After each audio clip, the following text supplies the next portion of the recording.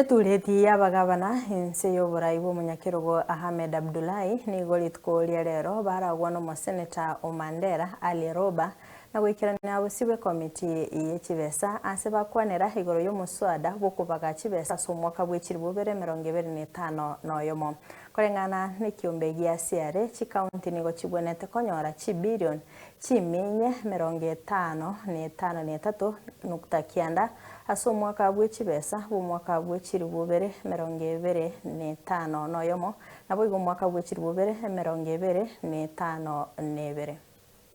A review of the explanatory memorandum to the bill indicates that the national government continues to reduce available revenue for sharing between the two levels of government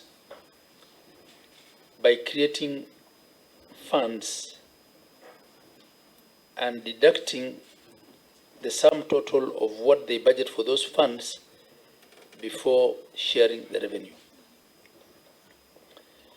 And this was also pointed out by the chair of the CRA. We don't believe it's constitutional right to deduct CDF and GAF and any other such fund created by national government before the revenue is shared, and this thing impacts on the DORA. This the third and fourth cycle of remuneration for the state officers and public officers in the counties. Now, this increase was done 2 years ago. The third cycle was implemented by national government in July 2024.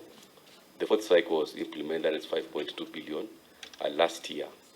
Now, what is happening is like accounts are being set up because we are serving the same people. Officers from the national government have already enjoyed the increments, and the county staff are now threatening to have industrial action. So the reason why we are really pleading with this committee to consider the 10 billion additional, which will come in as equitable share to support us to implement the remuneration of the staff. Thank you.